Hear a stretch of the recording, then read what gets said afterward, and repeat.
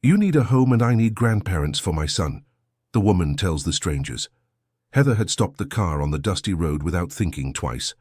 Her heart raced when she saw the elderly couple walking slowly under the scorching sun of rural West Virginia, carrying heavy luggage with expressions of deep exhaustion on their wrinkled faces. That's when she got out of the car and approached them with a proposal she herself could hardly believe she was making. "Excuse my intrusion, but you need a home and I need grandparents for my son," said Heather, the words leaving her mouth before she could even think properly about what she was saying. The couple stopped abruptly. Mrs. Eleanor, a lady with greying hair and a tired gaze, tightened her grip on the cloth bag she was carrying. Mr. Silas, a man with a white beard and a worn-out cap, narrowed his eyes suspiciously. "What's that, young lady?" asked Mr. Silas, positioning himself slightly in front of his wife, as if wanting to protect her. Heather felt the absurdity of the situation, but something inside her prevented her from backing down. There was something about those two that touched her deeply. Perhaps it was the way Mrs. Eleanor held her husband's arm, or how he supported her even while carrying a heavy suitcase. "I know it must seem crazy, but I just lost my parents and moved into a big house I inherited here in town. I have an 8-year-old son and—" Heather hesitated for a moment. "We need each other." Mrs. Eleanor exchanged a quick glance with her husband. They had been walking from town to town for months, sleeping where they could, living off the charity of others. The savings of a lifetime had disappeared overnight, and now they found themselves without a roof, without family to take them in. "You don't know us," said Mrs. Eleanor, in a soft but cautious voice. "How can you trust two strangers?" Heather looked at that woman's face and saw something she recognized. It was the same expression her own mother had when she worried about her, a mix of care, wisdom, and maternal protection. "Maybe it's precisely because you are strangers that I can trust you," replied Heather. "Come with me at least to cool off and talk better. My house is just a few miles from here." Mr. Silas looked at the road ahead, then behind, calculating how much further they'd have to walk to reach the next town. The sun was getting stronger, and Mrs. Eleanor was already showing signs of extreme fatigue. "Please," insisted Heather, "just for a cold drink of water and a little rest." It was Mrs. Eleanor who made the decision. She nodded slightly, and Mr. Silas, respecting his wife's wish, reluctantly agreed. They helped put the luggage in the trunk of Heather's car, a white Ford Escort that had seen better days. During the drive to the house, a tense silence hung in the air. Heather drove, trying to find words to explain her impulsive attitude, while the couple in the back seat observed the rural landscape with curious and apprehensive looks. The house Heather had inherited was on a quiet street in a small country town. It was an old but well-kept building, with a wide porch and a front garden showing signs of neglect. When they stopped in front of the iron gate, Mrs. Eleanor murmured a quiet prayer. "This is it," said Heather, turning off the engine. "Welcome to what could be your new home." As they entered the house, a boy with brown hair and big eyes peeked from behind the kitchen door. It was Leo, Heather's son, who had stayed with the neighbor during his mother's absence. Seeing the strangers, he ran to hide behind his mother. "Leo, come meet Mr. Silas and Mrs. Eleanor," said Heather, gently pulling her son forward. The boy gave a timid nod of his head, but remained glued to his mother's skirt. "Mrs." Eleanor smiled tenderly, remembering how her own grandchildren used to act when they were little. "Hi, Leo," she said, bending down to the boy's level. "What a handsome boy. How old are you?" 8, Leo answered quietly, glancing briefly at the lady. 8 years old. You're already a little man then," commented Mrs. Eleanor, earning a small smile from the boy. Mr. Silas watched the interaction in silence, still processing the strange situation they found themselves in. The house was spacious, with old but quality furniture, walls that told stories, and a smell of home they hadn't felt in a long time. Heather prepared coffee and served cookies while explaining her situation. She told them about the recent loss of her parents, about how lost she felt trying to raise Leo alone in such a big house, about the nights she'd watch the boy playing by himself and wonder if she was failing as a mother. "When I saw you on the road, it was like something inside me said you were the answer I was looking for," explained Heather, nervously stirring her coffee cup. "Leo has never had grandparents. My parents passed when he was only 5, and his father, well, He's not part of our lives. Mrs. Eleanor reached out and lightly touched Heather's arm. It was a simple gesture, but one filled with understanding and maternal affection. "My dear, we all go through difficult times in life," she said, "but making decisions like this on impulse can bring consequences we can't imagine." "I know it seems crazy," admitted Heather, "but look around. This house has 4 bedrooms, a large kitchen, a spacious backyard. There's more than enough room for all of us. You would have a roof, food, security, and Leo, he would have the grandparents he never had." Mr. Silas, who had remained silent until then, finally spoke. "Miss, you don't know anything about us. Where we come from, who we are, why we were on that road. How can you be sure we're trustworthy people?" The question hung in the air, creating a moment of tension. Heather looked into the man's eyes and saw there a mixture of wounded pride and contained desperation. "Maybe that's exactly why I trust you," she replied. "You could have accepted right away, taken advantage of my naivety. But you're here, questioning, worrying about me and my son. That tells me a lot about your character." Mrs. Eleanor looked at her husband with that silent communication only couples who have lived together for decades can have. It had been so long since they had felt truly welcome anywhere. "We could try it for a few days," she said finally. "If it doesn't work out for any of us, we go our separate ways without hard feelings." "Eleanor," murmured Mr. Silas, clearly uncomfortable with the idea. "Silas, I'm tired of wandering without direction," she replied, with a firmness that surprised everyone. "This young woman is offering a roof and an opportunity. The least we can do is try." And so it was that, on that Thursday afternoon, an unlikely family began to form in a house in rural West Virginia. On that first night, Heather offered the guest room to the couple, a simple but comfortable room with a double bed and an old wardrobe. Mrs. Eleanor insisted on helping with dinner, and soon the kitchen was filled with aromas that hadn't perfumed that house in a long time. Leo watched everything with growing curiosity. He had never seen older adults cooking in his house, and he was fascinated when Mrs. Eleanor began to prepare homemade bread for the next morning's breakfast. "Can I help?" asked the boy, approaching the kitchen counter. "Of course you can, my angel," answered Mrs. Eleanor, with a smile that lit up her whole face. "Come here. I'll teach you how to knead the dough." Heather watched from the kitchen door, feeling a strange emotion grow in her chest. She hadn't seen her son interact with older people like that in years.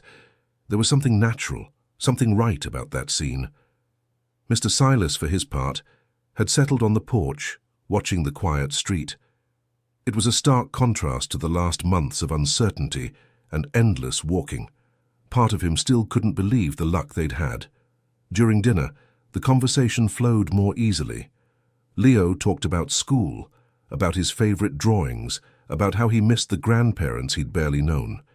Mrs. Eleanor talked about her family recipes, about the vegetable garden she kept at her old house, about how she loved taking care of children. Mr. Silas remained more reserved, answering politely when asked, but avoiding giving many details about his past.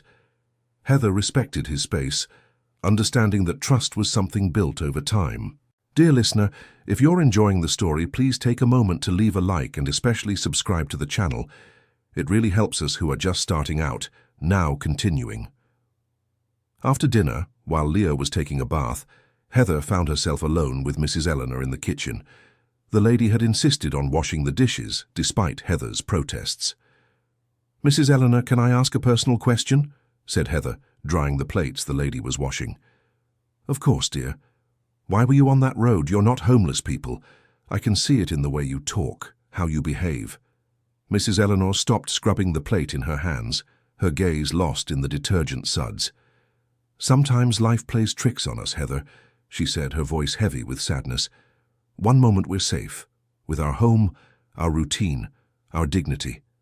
The next, we lose everything and have to start from scratch. But do you have family, children?" The silence that followed was heavy with pain. Mrs. Eleanor finished washing the plate and handed it to Heather, avoiding looking directly at her. "We have a son," she finally said, "but he can't help us right now." Heather realized she had touched a deep wound and decided not to press the subject. Everyone had their secrets, their private pains. That night Heather lay awake for a long time, thinking about the strange turn her life had taken. For the first time in months, the house didn't seem so big and empty. There were voices, movement, life.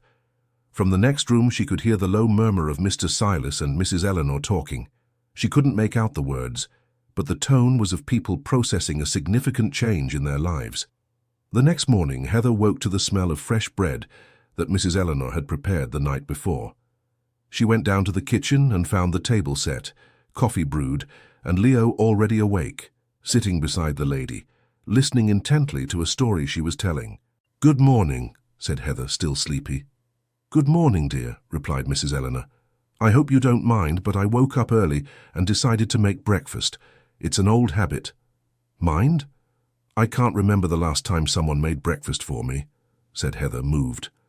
"Thank you so much." Mr. Silas appeared in the kitchen shortly after, his hair still damp from the shower. He wore simple but clean clothes, and there was something different in his posture. He seemed less tense than the night before. "Good morning, everyone," he said, heading straight to the stove to pour his coffee. "Mr. Silas, can you tell me that story you were telling Mrs. Eleanor yesterday?" asked Leo, chewing a slice of bread with butter. "What story, boy?" asked Mr. Silas, furrowing his eyebrows. "The one about the boy who planted beans," replied Leo. "Mum said I can plant things in the backyard if I want." Heather looked surprised at Mrs. Eleanor, who smiled discreetly. "I was telling Leo about how my grandfather taught me to plant when I was a child," she explained. "He's curious about plants." "I can teach the boy a few things about gardening, if his mother allows it," said Mr. Silas, addressing Heather.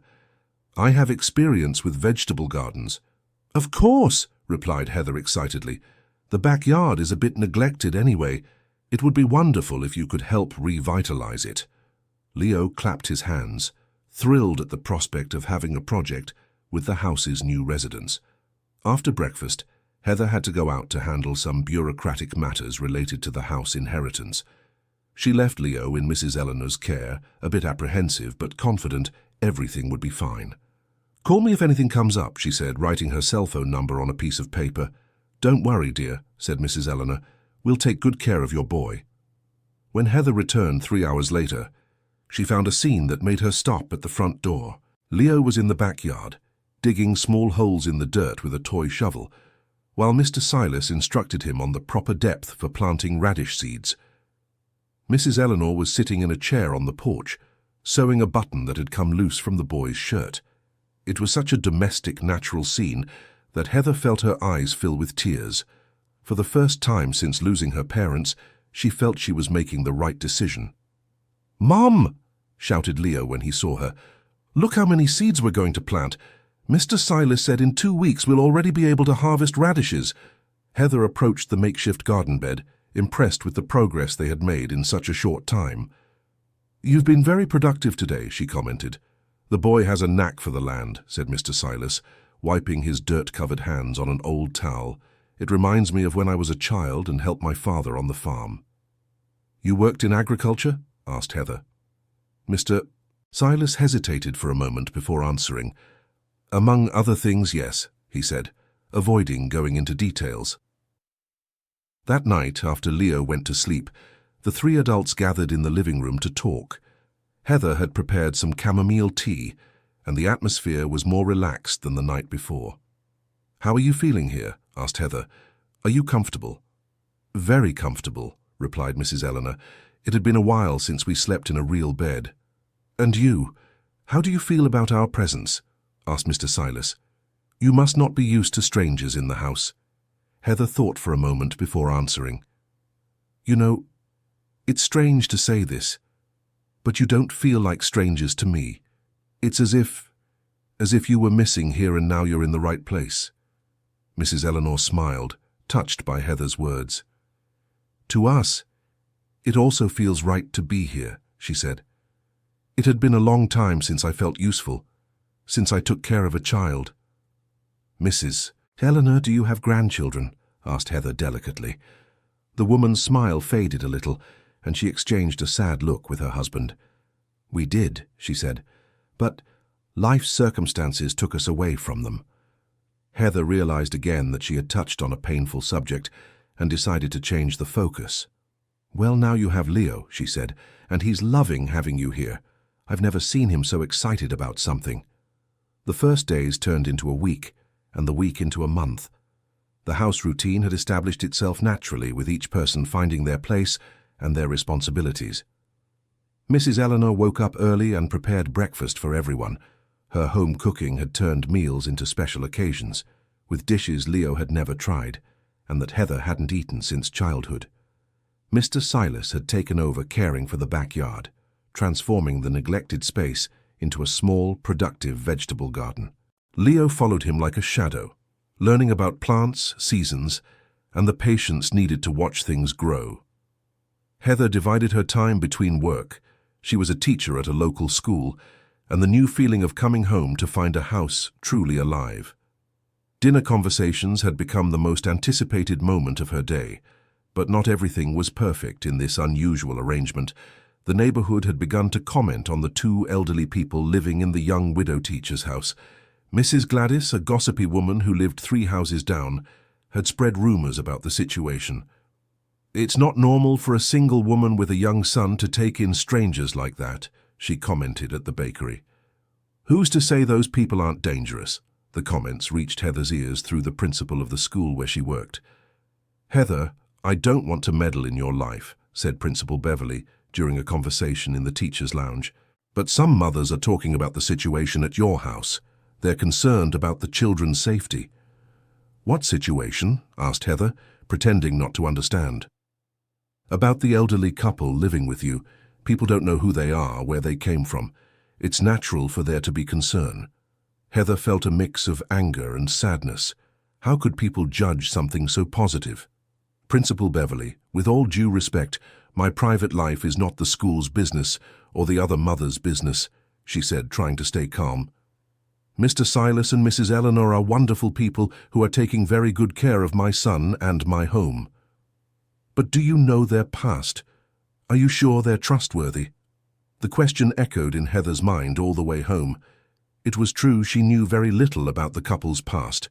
They were discreet, spoke little about their previous lives, and she had respected that privacy. But now the doubts planted by others began to germinate in her mind. She arrived home more serious than usual. She found Leo in the kitchen, helping Mrs. Eleanor prepare cheese bread biscuits. The scene should have calmed her, but the conversation with the principal still echoed in her thoughts. "How was your work day, dear?" asked Mrs. Eleanor, noticing Heather's worried expression. "It was fine," lied Heather, not wanting to create unnecessary tension. During dinner, Heather observed the couple more closely than usual. She noticed how they avoided talking about the past, how they changed the subject when Leo asked questions about their old homes or their families. "Mr. Silas," she said suddenly, "you never told me what profession you had before retiring." The man nearly choked on the piece of chicken he was chewing. He coughed a few times before answering. "I worked in various things throughout my life," he said evasively. "A bit of farming, some jobs in the city." "What kind of jobs in the city?" insisted Heather. Mrs. Eleanor noticed the growing tension and intervened.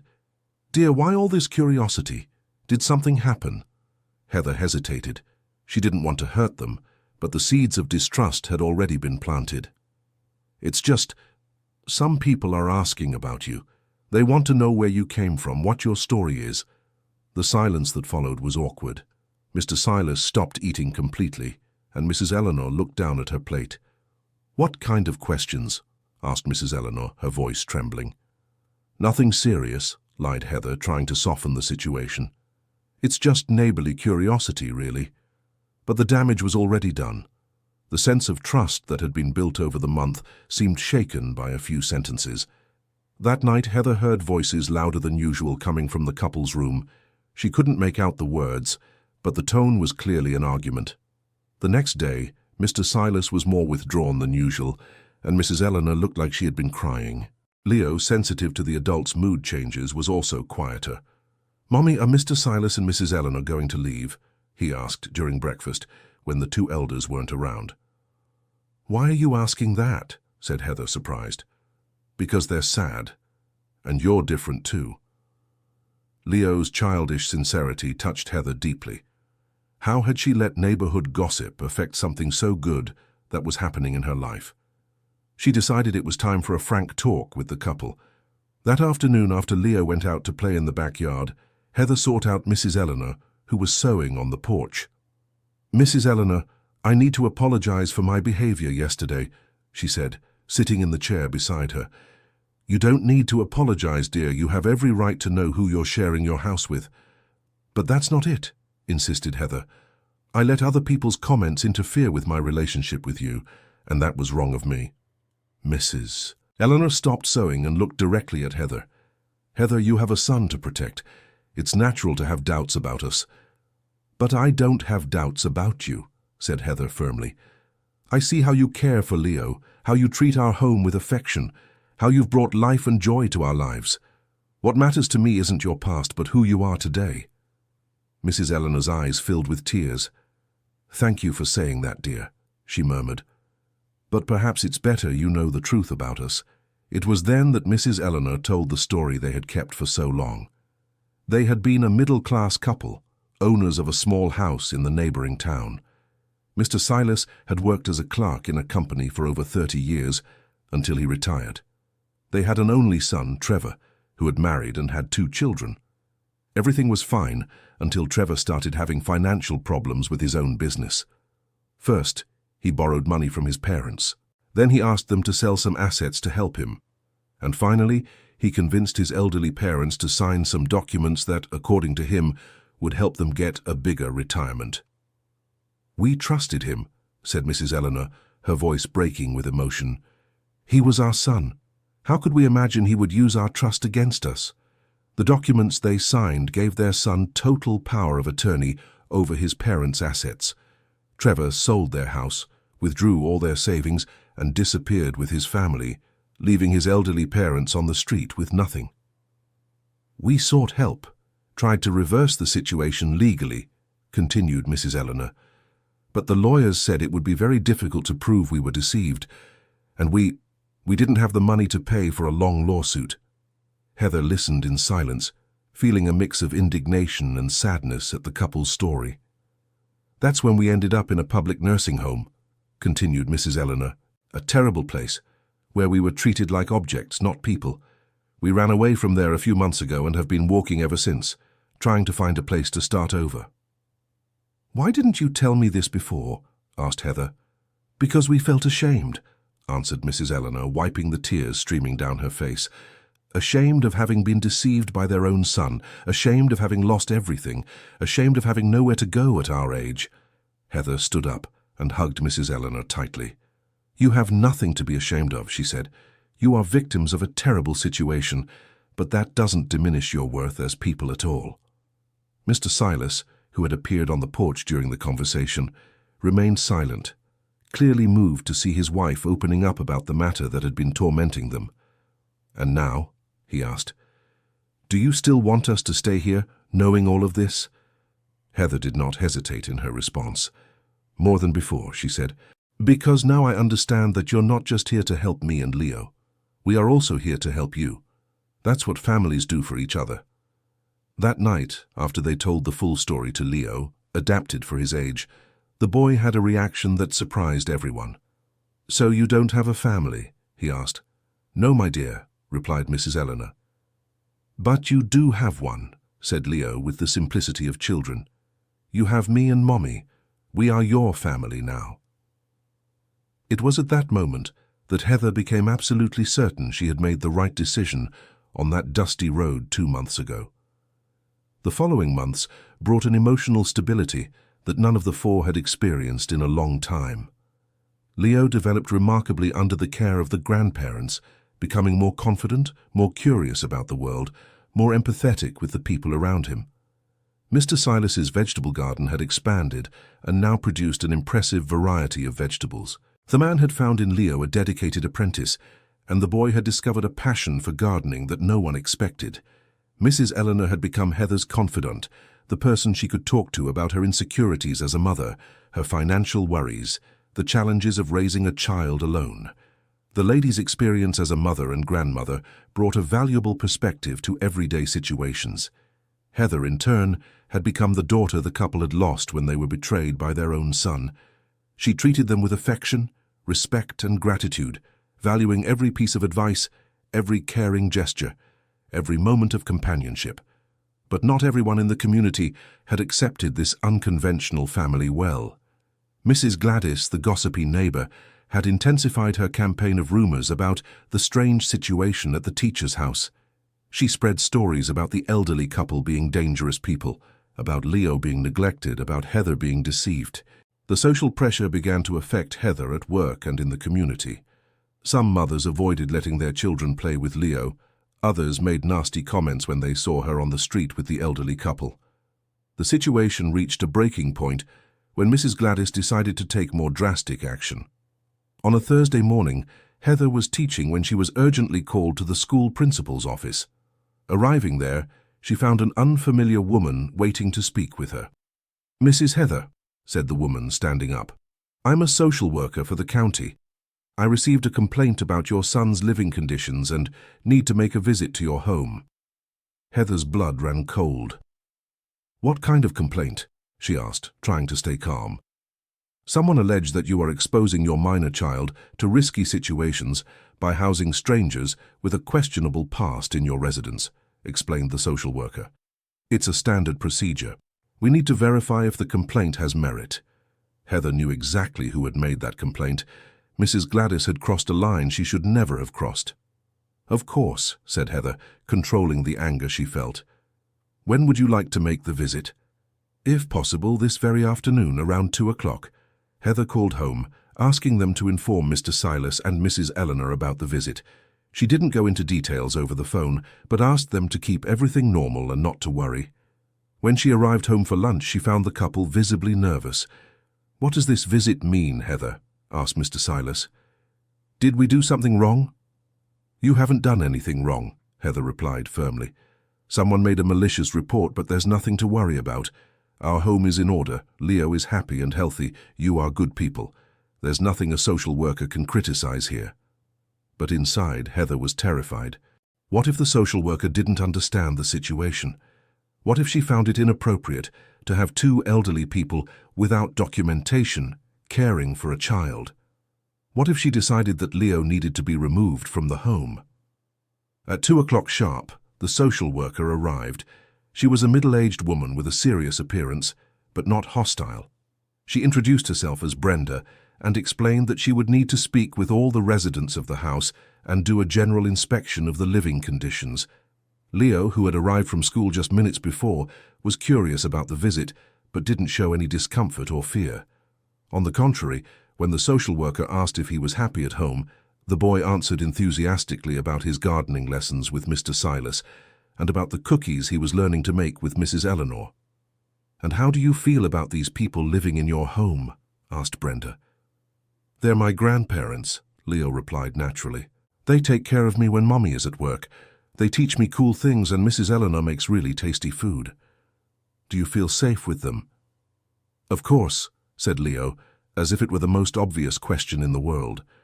"Mr. Silas protects me from the mean dogs when we go out on the street, and Mrs. Eleanor stays with me when I have nightmares." Brenda noted everything on her notepad, then asked to speak separately with each adult. When she spoke with Mrs. Eleanor, the woman was honest about their past, about the difficulties they had faced and about how they had felt welcomed in that home. "Do you work or have any income?" asked Brenda. "I have no formal income, but I help with all the housework. I take care of the boy and my husband maintains a vegetable garden that supplies a large part of the family's food," replied Mrs. Eleanor. "We are not a burden to Heather. On the contrary, we try to contribute in the ways we can." Mr. Silas, in turn, was more direct in the conversation. "Miss, I know our situation might seem strange," he said. "Two homeless old folks who appeared out of nowhere in this woman's life. But I can assure you that this family is more united and happier now than it was before, and that includes all of us." When it came time to speak with Heather, the social worker got straight to the point. "Mrs. Heather, the report alleges that you are putting your son at risk by accepting strangers into your home. How do you respond to that?" "I respond that I have known these people for over 3 months," said Heather. "I see how they treat my son, how they care for our home, how they brought emotional stability to our lives. I see no risk whatsoever in their presence. But did you check their backgrounds? Are you sure there's nothing in their past that could represent a danger? I am sure they are good people, Heather replied. And even if they had mistakes in their past, what matters is who they are today and how they behave in the present.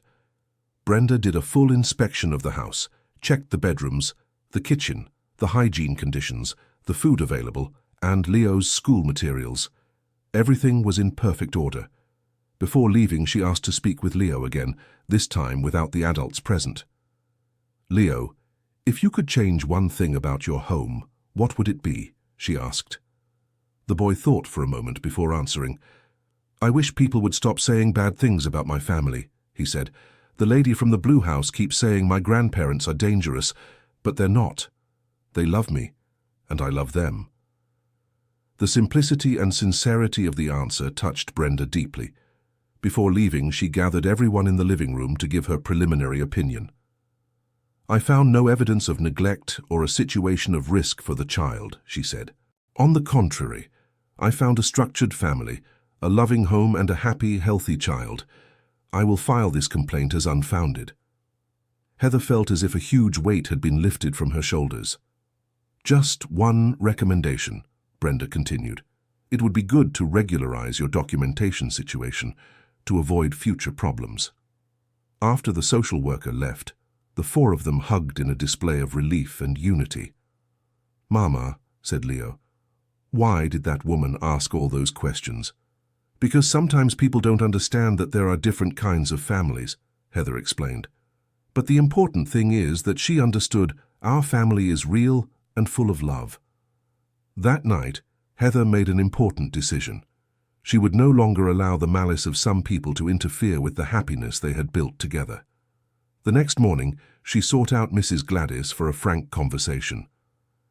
Mrs.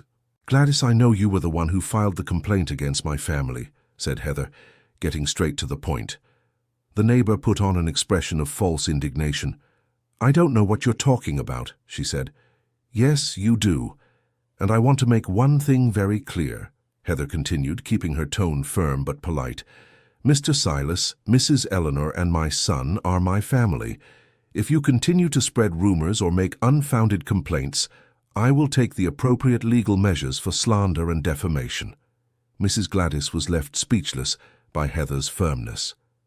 You may not like my family, but you will have to respect it, Heather concluded before leaving. The conversation had the desired effect. Mrs. Gladys stopped the rumors, and gradually the neighborhood began to better accept the unconventional family situation. Dear listener, if you are enjoying the story, please take a moment to leave a like and especially to subscribe to the channel. It helps us a lot as we are just starting out, now continuing. The following months were a time of consolidation for the family that had formed. Leo turned 9 with a simple party at home, where Mrs. Eleanor made a homemade chocolate cake and Mr. Silas built a swing in the backyard as a gift. The vegetable garden had become famous in the neighborhood for the quality of its produce, and some neighbors began buying vegetables directly from Mr. Silas. This brought a small extra income for the family, and more importantly, a recognition of the man's value to the community. Mrs. Eleanor had become the unofficial counselor for the women on the street. Her decades of life experience, her practical wisdom, and her welcoming manner attracted people seeking advice about raising children, relationship problems, or simply someone to listen to their worries. Heather felt she had found not just help in caring for Leo, but true life partners. Her relationship with work had improved because she knew her son was in good hands. Her finances had stabilized because household expenses were shared and optimized. And her emotional life had been enriched by the presence of people who loved her unconditionally. But the peace would be tested again in an unexpected way. One Saturday afternoon, while Heather was at the market and Leo was playing in the yard under Mrs. Eleanor's supervision, an unknown man appeared at the house gate. "Excuse me," he said. "I'm looking for Silas and Eleanor Harrison." Mrs. Eleanor, who was watering the plants on the porch, froze upon hearing her and her husband's full names. "Who's asking?" she said, trying to keep her voice steady. "I'm Trevor Harrison," the man replied. "I'm their son." Mrs. Eleanor's world collapsed in that moment. Mr. Silas, who was at the back of the yard, heard the conversation and approached slowly, his face pale. Trevor Harrison was a middle-aged man, well-dressed, driving a new car. He had the appearance of someone who had prospered financially, which made his betrayal of his parents even more cruel. "What do you want here?" asked Mr. Silas, his voice laden with contained hurt and anger. "I want to talk to you," said Trevor. "I know you've been living here for a few months. I've come to take you back home." "What home?" asked Mrs. Eleanor, her voice trembling. "You sold our house, remember?" "Dad, Mom, let me explain," said Trevor, trying to sound conciliatory. "Everything I did was to protect you. The money from the house is kept in an account I'll return to you, but you can't keep living in a stranger's house. It's dangerous at your age." Leo, who had stopped playing to watch the conversation, felt the tension in the air and moved closer to Mrs. Eleanor, instinctively holding onto her skirt. "Is this your grandson?" asked Trevor, looking at Leo with curiosity. "No," replied Mr. Silas curtly. "This is Leo, Heather's son, the woman who took us in when your own son abandoned us on the street." Trevor made a show of false embarrassment. "Dad, I didn't abandon you. You ran away from the home where you were being well cared for." "Well cared for?" exploded Mrs. Eleanor, all her pent-up anger coming out at once. "We were treated like animals in that place. Spoiled food, dirty rooms, rude staff. And you knew it." "Mom, you're exaggerating." "We are not exaggerating one bit," interrupted Mr. Silas. "And now you show up here, after months, pretending to be concerned about our well-being." At that moment, Heather arrived from the market and found the tense scene at her gate. She immediately realized something serious was happening. "What's going on here?" she asked, putting the grocery bags on the ground. "You must be Heather," said Trevor, extending his hand. "I'm Trevor Harrison, Silas and Eleanor's son. I've come to take my parents back home." Heather ignored the outstretched hand and positioned herself protectively beside the elderly couple. "This is their home," she said firmly. "They are not going anywhere against their will." Trevor laughed condescendingly. "Ma'am, with all due respect, these are my elderly parents. They need specialized care that you cannot offer. Besides, it's not right for them to be a burden on a strange family." "They are not a burden," replied Heather, anger rising in her voice. "They are my family, and from what they've told me about you, I believe they are much better off here than anywhere you could offer." Trevor's expression changed, revealing his true manipulative nature. "You know nothing about our family situation," he said. "My parents are elderly, confused people who might be telling stories that don't match reality." "I know exactly what kind of person you are," said Heather, taking a step forward. "I know you stole your own parents' house and life savings. I know you put them in a terrible public home. I know you abandoned them to their fate." Trevor realized he wouldn't be able to deceive Heather as he had tried with other people. "Look, I didn't come here to argue," he said, changing his strategy. "I came to offer a civilized solution. I can pay a monthly amount for you to take care of them right here if you prefer. It would be like a pension." "We don't want your money," said Mr. Silas with disdain. "We want you to get out of our lives and never come back." "Dad, you're being irrational," insisted Trevor. "You can't spend the rest of your lives depending on the charity of strangers." "We are not strangers," said Leo suddenly, surprising everyone. "We are a family, and you are the stranger here." The boy's innocence and determination deeply touched Mrs. Eleanor and Mr. Silas, who felt even more strengthened in their decision. "Did you hear my grandson?" said Mrs. Eleanor, calling Leo her grandson for the first time in front of Trevor. "We are a family, and family doesn't abandon each other." Trevor realized he wouldn't be able to convince his parents to return with him voluntarily, but he still had an ace up his sleeve. "Very well," he said, taking some papers from his pocket. "If you don't want to be reasonable, I'll have to use other methods. I have here the power of attorney you signed, giving me full authority over your decisions. I can force you to come back with me." The silence that followed was terrifying. Mrs. Eleanor began to tremble, and Mr. Silas seemed to age 10 years in a few seconds. "You can't do that," said Heather, but her voice revealed uncertainty about the legal aspects of the situation. "Yes, I can," replied Trevor with a cruel smile, "and I will. My parents are coming back with me today." It was then that Mrs. Eleanor did something no one expected. She threw herself on the floor, hugging Leo's legs. "Please," she cried, tears streaming down her face. "Don't take me away from my grandson. He's all I have." The scene was heartbreaking. Mr. Silas tried to help his wife up. Leo was crying without fully understanding what was happening, and Heather felt utterly powerless in the face of the situation. "Stop this drama," said Trevor, clearly embarrassed by the scene he was causing in the neighborhood. "You're making a fuss over nothing." "Over nothing," shouted Heather. "You're trying to tear people who love each other apart. How can you call that a fuss over nothing?" Some neighbors had already approached, drawn by the shouting and commotion. Trevor realized the situation was getting out of his control. "Look, let's resolve this in a civilized manner," he said, trying to lower his tone. "How about if I give you a few days to say your goodbyes? I'll come back next week to get you." It wasn't ideal, but it would give Heather time to seek legal help. "1 week," she agreed. "But I want to make it clear we will contest this power of attorney in court." Trevor shrugged, as if he weren't worried about legal threats. "Do whatever you want," he said, getting into the car. "But next week, they're coming with me." After Trevor left, the four of them hugged in a mixture of despair and determination. They knew they would face the most important fight of their lives as a family. That night, after Leo fell asleep, Heather, Mr. Silas, and Mrs. Eleanor gathered in the kitchen to plan their strategy. "We need a lawyer," said Heather, "someone who understands family law and can contest this power of attorney." "Heather, dear, we don't have money to pay a lawyer," said Mr. Silas, his voice heavy with sadness. "I have some savings," she replied, "and if that's not enough, I'll sell something. I won't let them tear our family apart." Mrs. Eleanor held Heather's hand, moved by the young woman's determination. "Dear, you've already done so much for us," she said. "We can't let you spend your savings on a fight we might not be able to win." "It's not an expense," insisted Heather. "It's an investment in our family, and family is worth any sacrifice." On Monday morning, Heather missed work to seek legal help.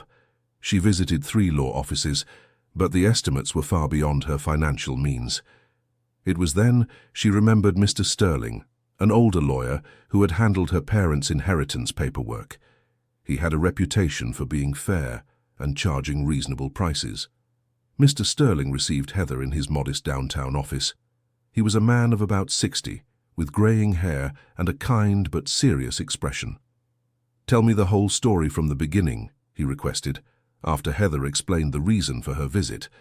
Heather recounted every detail from the encounter on the road to Trevor's threat the previous week. Mr. Sterling listened attentively, taking notes and asking specific questions about the dates and circumstances under which the power of attorney was signed. "It's a complicated case," he said, after hearing everything. "Powers of attorney signed by the elderly can be challenged if there is evidence they were obtained through coercion, deception, or by taking advantage of the signatory's vulnerability." "And do you think we can prove that?" asked Heather, hopeful. "We'll try," replied Mr. Sterling, "but I need to be honest with you. It will be a long, expensive process with no guarantee of success. The son has a legally valid document in his favor, while we will have to prove the circumstances under which it was obtained." "How much would it cost?" asked Heather, getting straight to the point that worried her most. Mr. Sterling calculated for a few moments before answering. "Normally I would charge $15,000 for a case like this," he said, "but there's something in this story that touches me. I'll accept $5,000, with $2,500 now, and the rest in monthly installments." It was still a lot of money for Heather, but it was within the realm of possibility if she used her savings and cut some expenses. "I accept," she said without hesitation. "Are you sure?" asked Mr. Sterling. $5,000 is a lot of money for a teacher. I don't want you to get into a difficult financial situation because of this." "Doctor, this family means everything to me," replied Heather. "Without them, my son and I will be alone in the world again. It's worth any sacrifice." Mr. Sterling smiled, touched by the young woman's determination. "Very well," he said. "Let's get to work immediately. I need to speak with Mr. Silas and Mrs. Eleanor to collect all the details about how they were deceived by their son." That same afternoon, Mr. Sterling went to Heather's house to speak with the couple. "Mr. Silas was visibly emotional upon learning someone was willing to help them legally. "Doctor, for so many years we've felt powerless in this situation," he said. "We started to believe there was nothing more we could do." "There's always something that can be done," replied Mr. Sterling. "Now I need you to tell me every detail about how that power of attorney was obtained. Every word he said, every pressure he applied, every promise he didn't keep." For 3 hours, the couple recounted the entire story of how Trevor had gradually taken over their assets. Mr. Sterling noted everything meticulously, asking specific questions about dates, witnesses, and documents. "Is there anyone who could testify about the conditions you were living under in that nursing home?" he asked. "There was an employee there, Cheryl," said Mrs. Eleanor. "She was the only one who treated us well. She always said it wasn't right that the elderly deserved more respect." "Do you know where I can find this Cheryl?" "She lived in the Oak Creek district," replied Mr. Silas. "I don't know if she still works there, but I can try to find out." "Excellent," said Mr. Sterling. "We need witnesses to strengthen our case." In the following days, Mr. Sterling worked intensely on preparing the couple's defense. He managed to locate Cheryl, who confirmed the terrible conditions at the nursing home, and agreed to testify about the situation Mr. Silas and Mrs. Eleanor were living in there.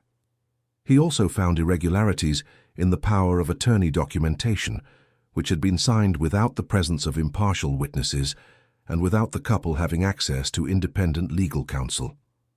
When Trevor returned the following week, he found a very different situation than he had expected.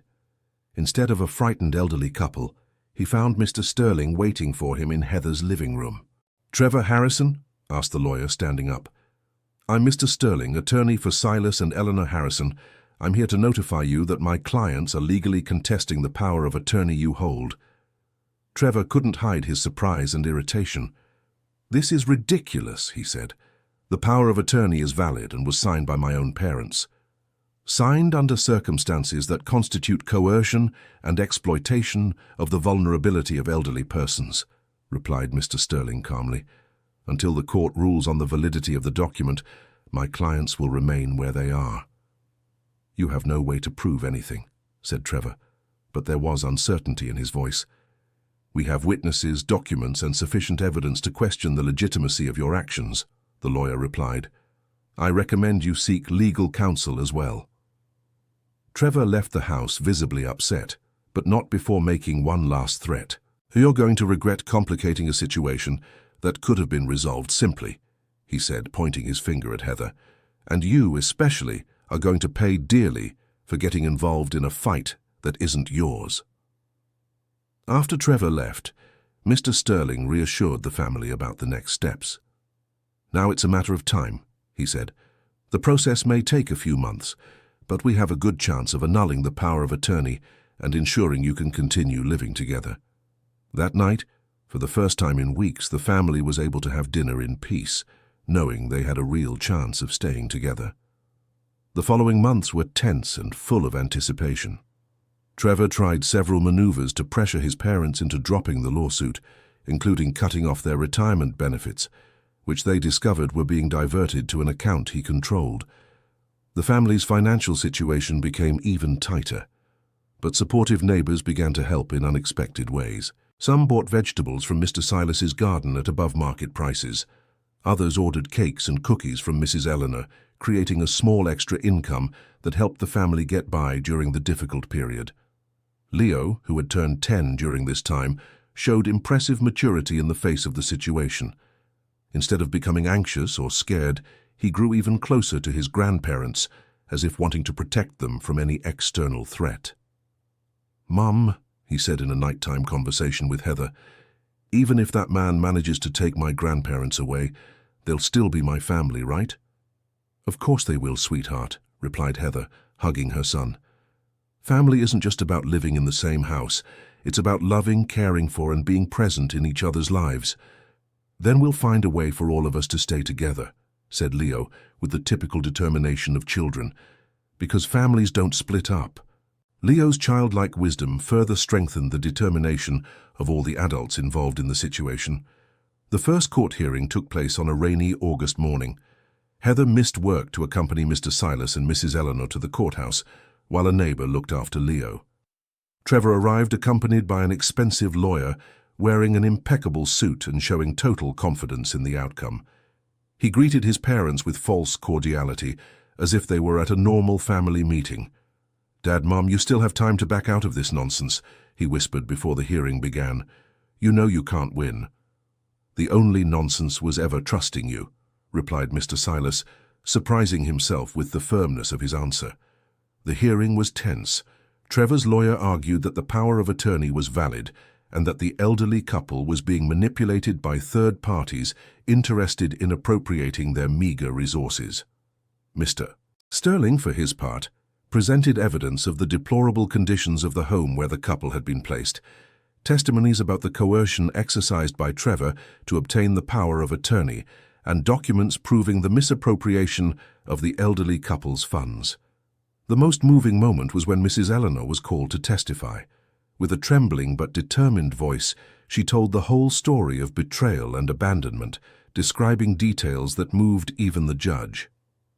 "Your Honor," she said at the end of her testimony, "I just want to be able to live in peace with my family, the family that took me in when my own son abandoned me.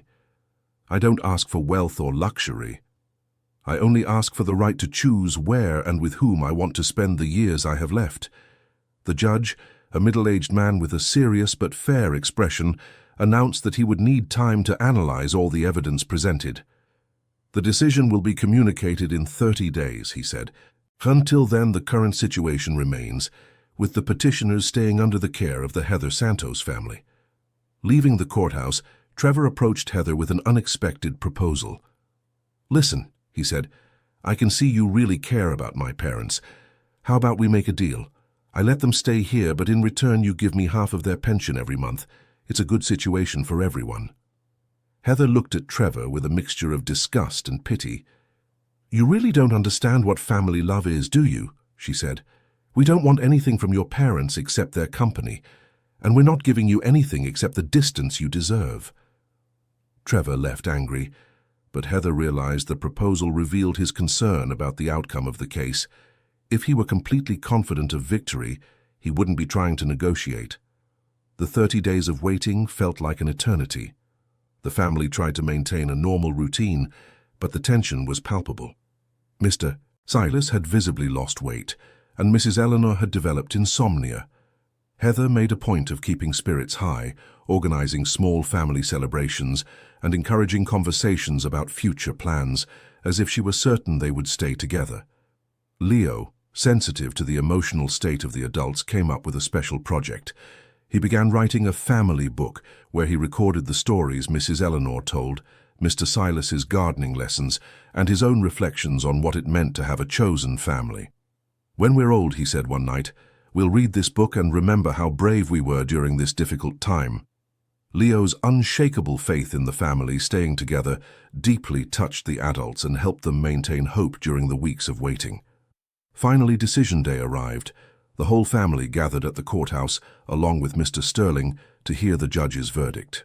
After carefully analyzing all the evidence presented, the judge began, "This court has concluded that the power of attorney in question was obtained by taking advantage of the petitioner's vulnerability and does not reflect their free and informed will." Heather felt her heart race. Could it be that they had won? "Therefore," continued the judge, "I declare null the power of attorney granted by Silas Harrison and Eleanor Harrison to Trevor Harrison, restoring to the petitioners the full right to make their own decisions about where and how they wish to live." The emotion was immense. Mrs. Eleanor began to cry. Mr. Silas hugged Mr. Sterling tightly, and Heather felt as if a gigantic weight had been lifted from her shoulders. But the judge was not finished. "Furthermore," he proceeded, "I order that Trevor Harrison return all funds improperly appropriated from his parents' assets, including the proceeds from the sale of the residence and the funds diverted from their retirement accounts, with monetary correction." Trevor turned pale. His lawyer tried to argue about appeals and motions, but the judge was unyielding. "The decision is final regarding the nullity of the power of attorney," he said. "Regarding the restitution of funds, Mr. Trevor Harrison has 60 days to present a proposal for installment payments. Otherwise, his own assets will be seized to satisfy the debt." Leaving the courthouse, the family celebrated as if they had won the lottery. Hugs, tears of joy, and a feeling of justice finally being done filled that special moment. Trevor tried one last approach with his parents. "Dad, Mum, aren't you really going to forgive me?" he said, trying to appear remorseful. Mr. Silas looked directly into his son's eyes for a long moment before answering. "Trevor, forgiveness is one thing. Trust is something completely different," he said. "You broke trust in a way that cannot be repaired. I may be able to forgive one day, but I could never trust you again." "But I'm your son," insisted Trevor. "And we are your parents," replied Mrs. Eleanor. "Parents whom you deceived, robbed, and abandoned when they needed you most. Now we have another family, one that chose us not out of obligation but out of love." Trevor left the courthouse defeated in every sense, not just legally, but also morally. Dear listener, if you are enjoying the story, please take a moment to like and especially subscribe to the channel. It helps us a lot, as we are just starting out, now continuing. With the legal victory, the family's life could finally return to normal. The funds Trevor was forced to return provided a financial security the couple hadn't had in years. Mr. Silas and Mrs. Eleanor decided to use part of the money to renovate Heather's house, modernizing the kitchen and building a small apartment in the back where they could have more privacy when they wished, without being far from family. Leo was thrilled with the improvements to the house, especially with the new space dedicated exclusively to gardening, where Mr. Silas could expand his production of vegetables and medicinal herbs even further. Heather insisted that the couple save most of the money for emergencies and a comfortable retirement, but they were adamant about contributing significantly to household expenses and property improvements. "This house is also ours," said Mrs. Eleanor. "We want it to be the best possible home for our family." Mr. Silas's vegetable garden had become a small, thriving business. He supplied organic greens to 3 restaurants in town and had a list of loyal residential customers. The money wasn't much, but it gave him a sense of purpose and independence that he had lost when he was deceived by his son. Mrs. Eleanor had discovered a talent for sewing and embroidery she didn't know she possessed. She started by doing small repairs for neighbors and soon was receiving orders for custom children's clothing. Her work became so well known in the area that she had to turn down orders due to lack of time. Heather watched with pride as the couple had flourished after regaining their dignity and autonomy. They were no longer just people she had helped, but true partners in building a happy home. Leo, now 10 years old, was a confident and affectionate child who spoke of his grandparents with the same natural love that other children speak of their biological grandparents. At school, his friends envied him for having grandparents who were so present and caring. That December, the family decided to throw a special Christmas party. It was the first Christmas they would spend together, with the absolute certainty that they would be united the next year as well. Mrs. Eleanor spent weeks preparing French toast, gingerbread cookies, and other traditional sweets she had learned from her own mother. Mr. Silas built a large table on the porch to accommodate all the guests who had been invited to the celebration. Heather had invited co-workers, neighbors who had become friends, Mr. Sterling and his family, and even the social worker Brenda, who had become an occasional visitor to the house. "This family has taught me so much about the true meaning of home," said Brenda during the party. "You've proven that family has nothing to do with blood, but everything to do with choice and commitment." Leo was the master of ceremonies for the party, introducing each guest to his grandparents with a pride that touched the hearts of everyone present. During the dinner, Heather made a special toast. "I want to thank fate for making me stop on that road 2 years ago," she said, raising her glass. "I thought I was doing charity, but I was actually finding the family I didn't even know I needed." "And we," said Mr. Silas, standing up as well, "want to thank this brave woman who believed in 2 old strangers when no one else did." "And our wonderful grandson," added Mrs. Eleanor, hugging Leo, "who taught us that family love is love that is chosen, not love that is obligatory." The guests applauded, moved by the display of genuine affection among those people who had met by chance, but had chosen each other out of love. The day after Christmas, the family received an unexpected visit.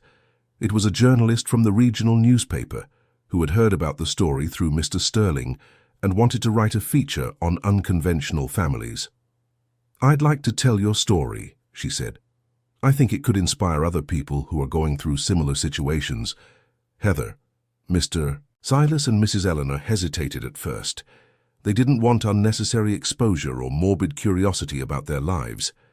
"It wouldn't be about drama or sensationalism," the journalist explained. "It would be about love, about second chances, about how different people can become family. A positive story about creative solutions to real social problems." After talking among themselves, the family decided to accept on the condition that Leo would only be mentioned as the family's son and that no photos or personal details about him would be published. The article was published on the front page of the town newspaper and quickly spread to regional papers. The story of the chosen family touched the hearts of thousands of readers. As a consequence of the article, the family began receiving letters and phone calls from people in similar situations. Elderly people abandoned by their children, single mothers looking for support from more experienced people, families who had found creative solutions to cohabitation problems. Mrs. Eleanor and Mr. Silas became informal counselors for other families going through difficulties. Their life experience, combined with the wisdom gained through suffering, made them compassionate listeners and practical advisors. Heather realized that her house had become a reference point for people seeking alternative solutions to family problems. She didn't mind the visits. On the contrary, she felt proud to be able to help others through the experience her family had lived. Leo loved meeting other, different families and was fascinated by the stories each person brought. He began writing not only about his own family, but about all the special families he met through the visits they received. "One day, I'm going to write a book about families that choose each other," he told his mother, "to show the world there are many ways to be happy." Leo's wisdom, shaped by the unique experience he had lived, constantly surprised the adults around him. At the end of the second year of living together, the family decided to legally formalize their emotional bonds. Mr. Sterling guided them on the possibility of an emotional adoption, where Mr. Silas and Mrs. Eleanor would officially become Leo's grandparents, with mutual rights and responsibilities. The process was simple, since everyone involved was in agreement and had a proven history of harmonious cohabitation. The judge who had presided over the power of attorney case was moved to learn the family was seeking to formalize their ties. "It's comforting to see that a situation that began with so much pain resulted in something so beautiful," he commented during the emotional adoption hearing. When the documents were signed and the process completed, Leo could finally call Mr. Silas and Mrs. Eleanor Grandpa and Grandma, not just in his heart but also on paper. The celebration ceremony was intimate, with only the family and closest friends. But for everyone involved, it was as meaningful as any wedding or baptism. During the third year of living together, the family faced their first real test of unity. Mrs. Eleanor began having health problems related to diabetes, which had been diagnosed years before but never properly treated. The hypoglycemic episodes frightened the whole family, especially Leo, who had witnessed his grandmother faint while preparing lunch one Sunday. "Is she going to be okay?" he asked Heather, tears in his eyes. "We'll take care of her so she gets better," Heather replied, hugging her son. "That's what families do, they take care of each other in difficult times." Mrs. Eleanor's medical treatment required changes in the whole family's routine. Her diet needed to be strictly controlled, mealtimes became more rigid, and constant blood sugar monitoring was necessary. Mr. Silas became an expert in diabetic cooking, adapting all the recipes his wife loved to make into sugar-free, low-carb versions. Leo learned to use the glucose meter and became the walking reminder for his grandmother's medication times.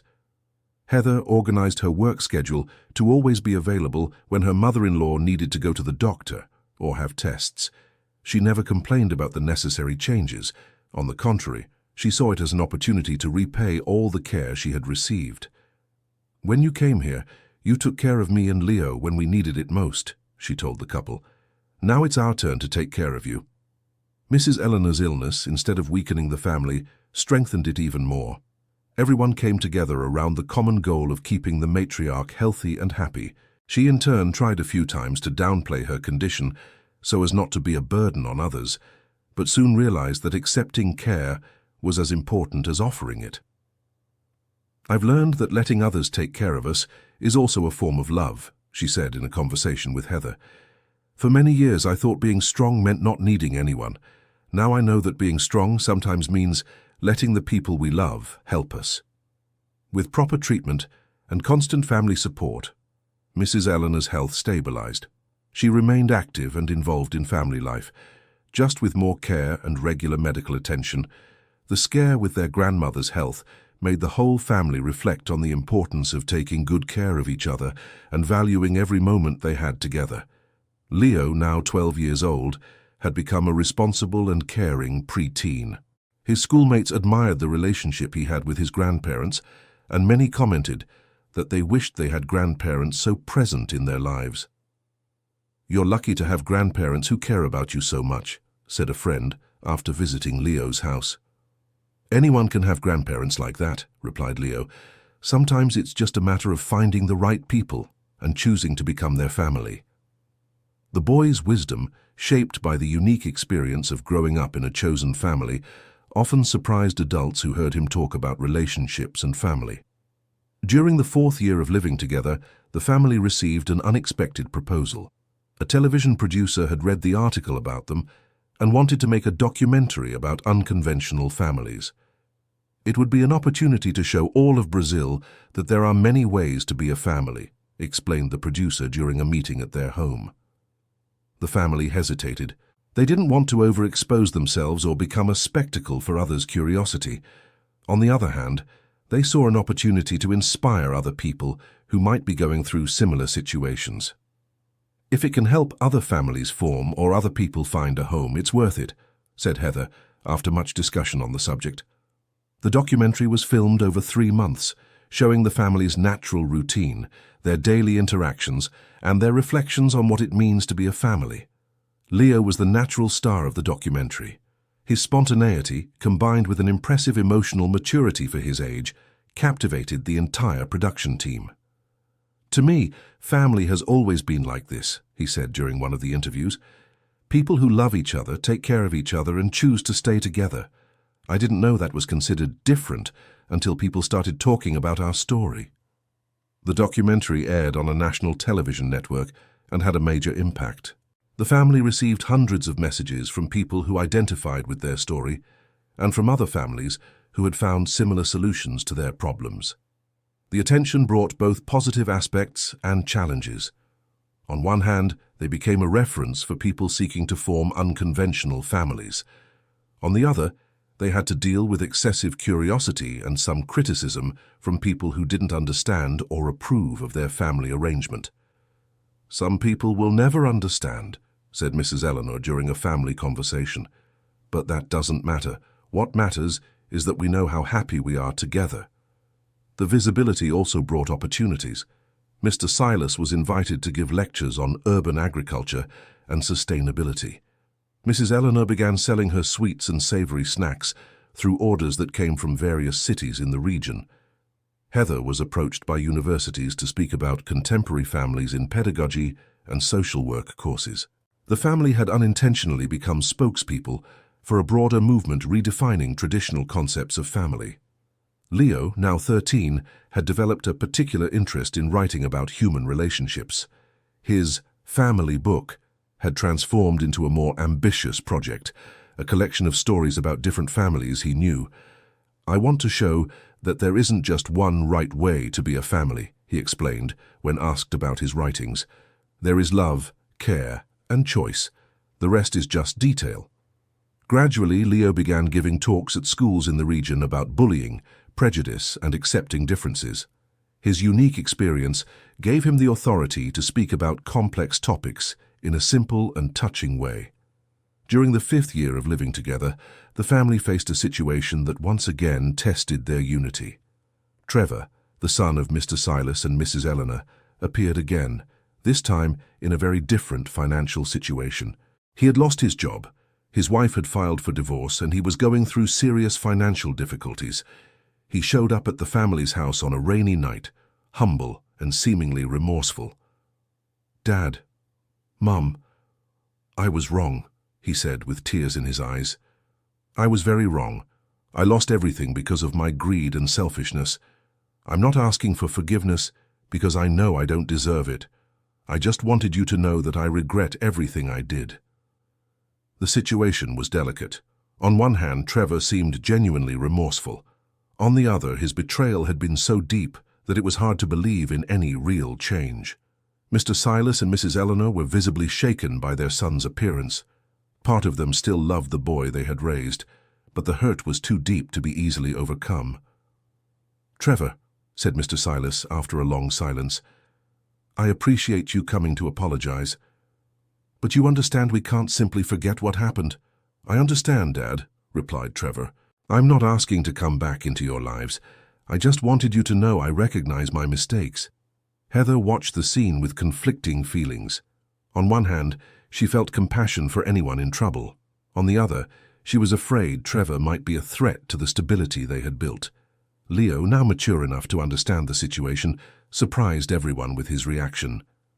"Grandpa, Grandma," he said, "maybe he can stay for dinner. You don't have to forgive him now, but everyone deserves a second chance, right?" The boy's generosity deeply touched all the adults present. Mrs. Eleanor, always with a maternal heart, was the first to yield. "You can stay for dinner," she said, "but I make it clear this doesn't mean everything is forgiven or forgotten." During dinner, Trevor told of his financial and personal downfall. He had lost everything through bad investments and a lifestyle beyond his means. His wife had discovered his debts and filed for divorce, taking the children with her. "I understand now what you felt when I abandoned you," he said. "The feeling of having nowhere to go, of having no one who cares about you. It's desperate." Mr. Silas remained silent, clearly torn between paternal feelings and the still present hurt. "Trevor," he finally said, "you can sleep here tonight.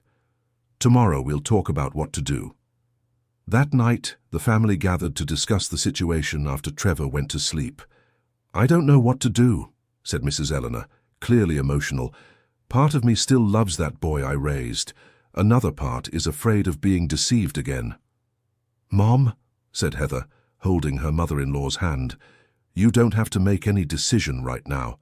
We can help him get back on his feet without necessarily bringing him back into the close family circle." "How so?" asked Mr. Silas. "We can help him find a job, a place to live, maybe even offer some temporary financial support," explained Heather, "but without compromising our family's emotional safety." Leo listened attentively to the adults' conversation before giving his opinion. "I think Mum is right," he said. "We can help him improve his life without having to trust him completely. If he really has changed, he'll understand that." The boy's wisdom once again guided the family's decision. The next morning they presented a proposal to Trevor. They would help him get back on his feet, but with clear limits and specific conditions. "We can help you find a job and a place to live," said Mr. Silas. "We can also offer some basic financial support until you get reorganized, but this doesn't mean our trust has been restored. And one important condition," added Mrs. Eleanor, "is that you go to therapy to understand why you made the decisions you did. We want to help, but we also want to be sure you've really changed." Trevor accepted all the conditions without question. He seemed genuinely grateful for the opportunity to rebuild his life, even if in a limited way. During the following months, the family helped Trevor get re-established. They got him a job at an accounting firm in the neighboring town, helped him rent a small apartment, and offered limited but consistent emotional support. Trevor met all the established conditions. He worked hard, paid off his debts gradually, and attended therapy regularly. Most importantly, he respected the boundaries set by the family and didn't try to force a premature reconciliation. "I'm learning to be a better person," he said during a conversation with his parents 6 months later. "I know I may never fully regain your trust, but I want to at least try to earn a second chance." The change in Trevor was visible. He had become more humble, more considerate of others, and more aware of the consequences of his actions. Leo, observing the situation with his unique perspective, began to gradually include Trevor in some family activities. Not as a full family member, but as someone who was trying to redeem himself. "Grandpa," he said to Mr. Silas one afternoon, "I think your son is really trying to change. Maybe we can give him a chance to prove it." Leo's observation was what finally broke the last of Mr. Silas's resistance to the possibility of reconciliation. By the end of the Main family's 6th year together, Trevor had managed to rebuild his life impressively. He had paid off all his debts, gotten a promotion at work, and started a healthy relationship with a co-worker. More importantly, he had consistently demonstrated that his change was genuine. He respected the family's boundaries, offered help whenever possible, and never tried to take advantage of the goodwill extended to him. "I think he deserves a real second chance," said Mrs. Eleanor during a family conversation, "but not as an only son, as part of this larger family we've built." The decision to include Trevor in the family circle was gradual and careful. First, he was invited to occasional dinners, then to special celebrations, finally to regular family gatherings. Leo was key in this reconciliation process. His capacity to forgive, combined with his emotional maturity, helped all the adults overcome their resistance and fears. "A family that can forgive and give second chances is a stronger family," he said in a reflection that surprised all the adults. "But forgiving doesn't mean forgetting. It means choosing not to let the past destroy the future." The family had learned that forgiveness wasn't a single event, but a continuous process of daily choices of love and understanding. During the 7th year, something happened that no one expected. Heather met someone special. Gregory was a physical education teacher at the school where she worked. A widower for 3 years and father of a teenage daughter, he had watched Heather from afar for months before working up the courage to ask her out. "I don't know how dating works when you have a family like mine," said Heather to Mrs. Eleanor, nervous about the possibility of a first romantic date in years. "Honey, a family that truly loves wants to see all its members happy," replied her mother-in-law. "If this man makes you happy, we will support you." The first date was successful, but Heather was worried about how to introduce Gregory to her unconventional family. "Gregory," she said during the 3rd date, "I need to tell you about my family. It's a little different from the norm." To her surprise, Gregory reacted with genuine curiosity and interest when she told him the whole story. "You built a family based on love and choice," he said. "That's admirable, not strange." When Gregory was introduced to the family, the reception was warm but careful. Everyone wanted to make sure he was a genuine person who posed no threat to the family's stability. Leo, now 14, was the most direct in assessing his mother's new boyfriend. "Do you really like my mum? Or do you just want a ready-made family?" he asked, with the typical frankness of teenagers. "I like her for who she is," Gregory answered honestly, "but I admit the family you've built is impressive. It would be an honor to be part of it if I'm ever accepted." Gregory's honesty won everyone over. Gradually, he was included in family activities, always with respect to the established boundaries and traditions. His 15-year-old daughter, Chloe, was initially wary of her father's new extended family.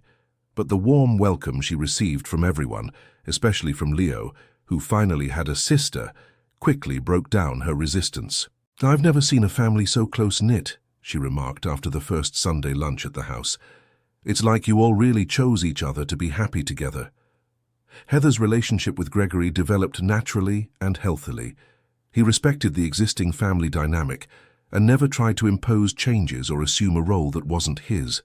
When, after 2 years of dating, Gregory proposed to Heather, he did so in the presence of the whole family. "I don't want to marry just you," he said, kneeling in the living room where everyone was gathered. "I want to marry this extraordinary family you built and be part of it forever." The emotion was universal. Mrs. Eleanor cried, Mr. Silas hugged Gregory like a son, Leo shouted with joy, and even Trevor, who was present for the Sunday dinner, was moved by the scene. The wedding was held in the backyard of the house, in a simple but meaningful ceremony. Mr. Silas walked Heather down the aisle. Mrs. Eleanor was the matron of honor, Leo was the ring-bearer, and Chloe was the maid of honor. The celebration was not just for the union of Heather and Gregory, but for the expansion of the chosen family to include 2 more special people. During the 8th year of living together, with the family already expanded, something happened that brought even more joy to everyone. Gregory and Heather announced they were expecting a baby. The news was met with an explosion of happiness. Leo was radiant at the prospect of being a big brother. Chloe was excited about the idea of having a little brother, and the grandparents were emotional about the arrival of another grandchild. "This baby will be born into a family that was already ready to love him," said Mrs. Eleanor, placing her hand on Heather's still small belly. The pregnancy went smoothly, with every member of the family actively participating in the preparations for the arrival of the new addition. Mr. Silas built a handmade wooden crib. Mrs. Eleanor knitted little clothes and blankets. Leo decorated the baby's room with drawings he had made, and Chloe organized a list of possible names. Even Trevor participated, offering to renovate the room that would be for the baby and buying the stroller and car seat.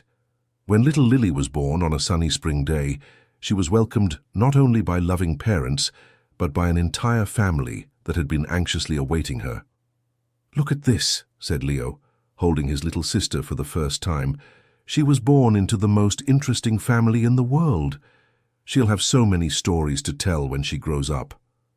Lily brought a renewal of energy and purpose to the whole family. The grandparents delighted in caring for a baby again. Leo discovered he loved being a big brother, and Chloe became a protective second mother to the little one. "This girl will never feel alone in the world," commented Gregory, watching how everyone took turns caring for his daughter. "She has more love around her than many children have in their entire lives."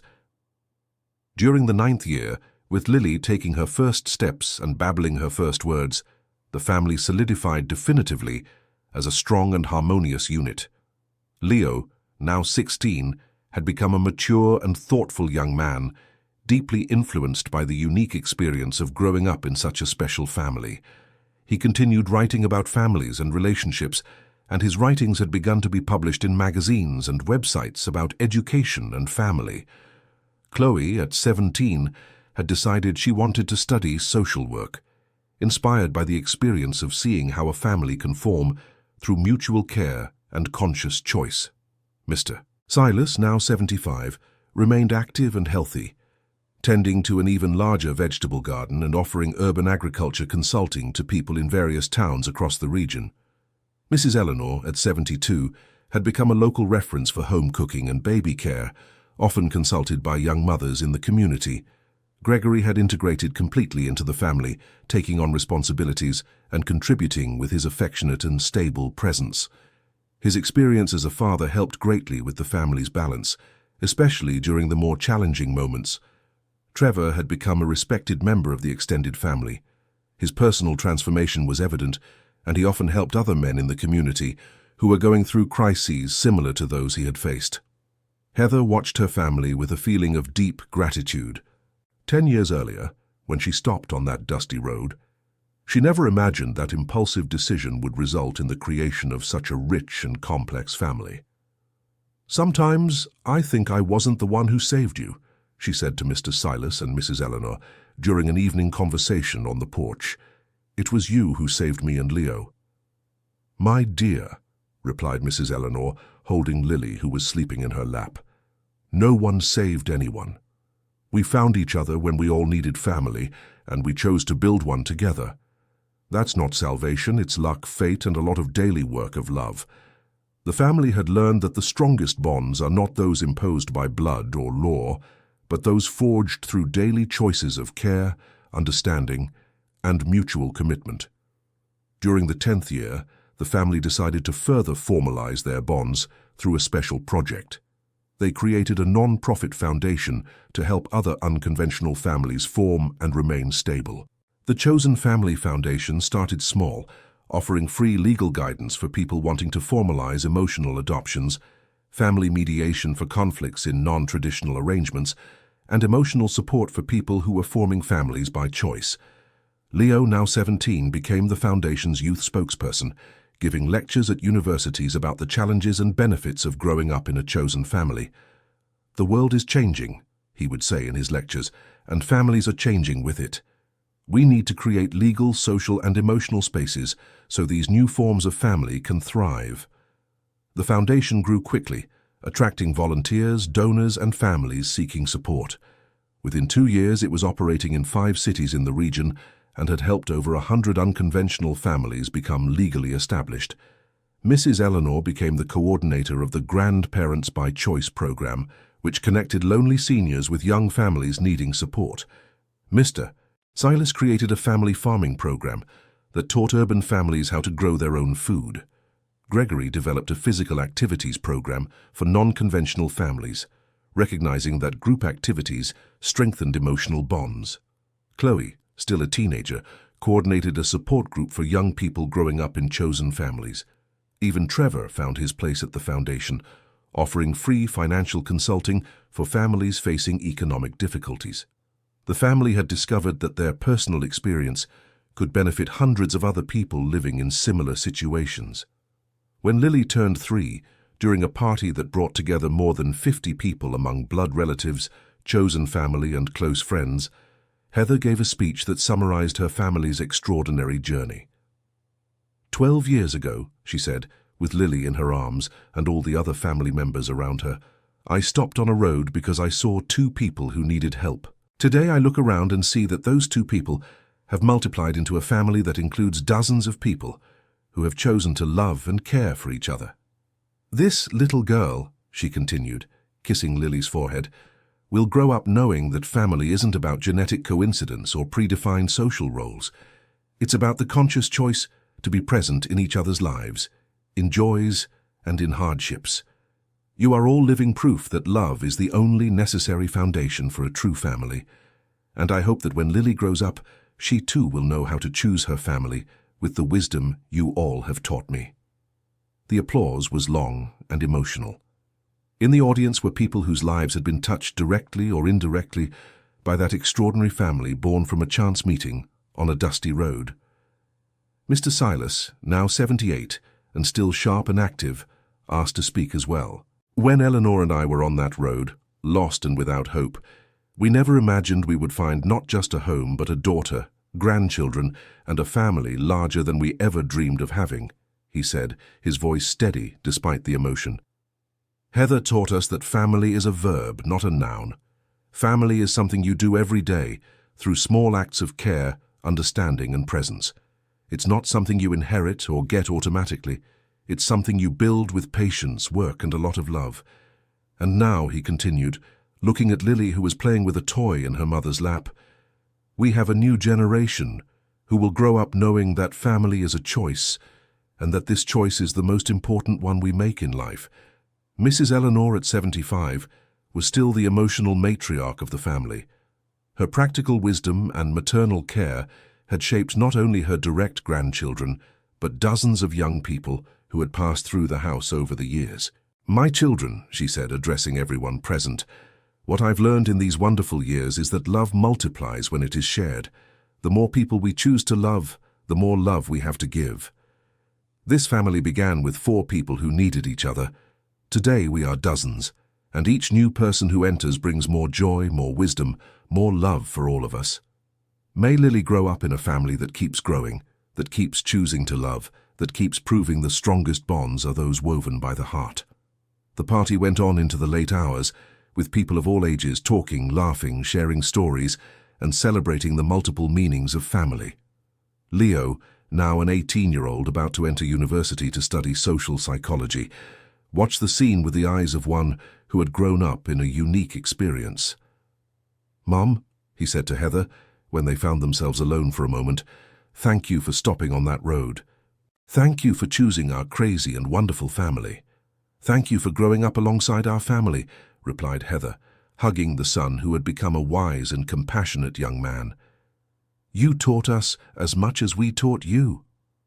"What amazes me most," said Leo, looking around the party, "is that our family keeps growing. Each new person who enters brings something special, and all of us become richer for it." "And it will keep growing," said Heather, "because a family based on choice and love never stops attracting people who need a home." As the party continued around them, mother and son silently watched the extraordinary family they had built together. A family that had begun with an impulsive decision on a dusty road and had become a living demonstration that love, when chosen consciously, can create bonds stronger than any social or biological imposition. Lily, now sleeping in Gregory's arms, represented the next generation of a family that had completely redefined traditional concepts of kinship and belonging.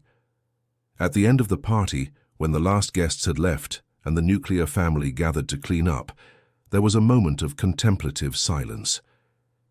"Do you think Lily will understand how special our family is?" asked Chloe, now 20 and studying social work. "I think for her it will be normal," replied Leo. "She'll grow up thinking every family is like this, full of love, mutual support, and people who chose to be together." "And when she discovers not all families are like this?" asked Gregory. "Then she'll understand our family is a gift," said Mrs. Eleanor, putting away the last dishes, "and she'll want to create her own family with the same philosophy of love and choice." The conversation was interrupted by Lily, who had woken up and was crying softly. Immediately, 5 people offered to comfort her, each with their own proven technique to calm the girl. "That's it," said Heather, laughing at the situation. "Lily will never need to cry alone. There will always be someone in the family ready to care for her." "And when she grows up," added Mr. Silas, "she'll also know how to care for others, because that's what you learn in a true family, to care and to be cared for." As they cleaned up the house together, each naturally taking on their responsibilities without needing to be asked, the family reflected on the extraordinary journey they had traveled. From a chance meeting between strangers on a road, they had built a network of relationships based on unconditional love, mutual support, and conscious choices of commitment. They had faced social prejudices, legal challenges, health problems, family conflicts, and financial difficulties. But each obstacle overcome had strengthened the bonds between them even more. Most importantly, they had created a model of family that was inspiring other people across the country to rethink their own concepts of kinship and belonging. "You know what I think is the most beautiful part of our story?" said Trevor, who had become a beloved member of the family after his personal transformation. "What?" asked several family members at once. "It's that our family never stopped growing. It started with 4 people, now we're more than a dozen if we count all the direct members, and through the foundation we're helping hundreds of other families to form." "That's true," agreed Gregory. "Our family became a seed for other families." "And all based on the same principle," said Heather, "that family is a choice, not an imposition." That night, when everyone had finally gone to sleep, Heather stayed a few more minutes on the porch, looking at the quiet house where so many people who loved each other slept in peace. She thought about the extraordinary journey that had begun 12 years earlier, when she impulsively stopped to help 2 elderly people on a road. She never imagined that a simple gesture would result in the creation of a family so rich, complex, and loving. But more than that, she never imagined that her family would become an example to others of the infinite possibilities of consciously chosen love. As she prepared for sleep, Heather said a silent prayer of gratitude. Gratitude for the impulse that made her stop that day, for the courage that made her make a seemingly crazy proposal, for the wisdom that guided her through the challenges that arose along the way. And most of all, gratitude for the extraordinary family she had built, one person at a time, one choice at a time, one act of love at a time. In the next room, Lily slept peacefully, surrounded by the love of a family that had been waiting for her long before she was born, a family that had prepared itself to love her, not out of biological or social obligation, but from a conscious choice to expand its capacity to love and care even further. And in all the other rooms of the house, people who had met by chance but had chosen each other out of love slept the sleep of those who know they belong to something greater and more beautiful than any traditional definition of family could encompass. The house breathed peace, love, and the certainty that tomorrow would bring new opportunities to grow, to love, and to demonstrate that a true family is one built in the heart, solidified by choice, and nourished daily through small and large acts of mutual care. End of story. So, what did you think of this beautiful story about how a family can be born from the heart and not from blood? Tell us in the comments which moment touched you the most. If you know a similar family, share it too. Leave a like if you enjoyed it, and subscribe to the channel for more emotional stories like this one.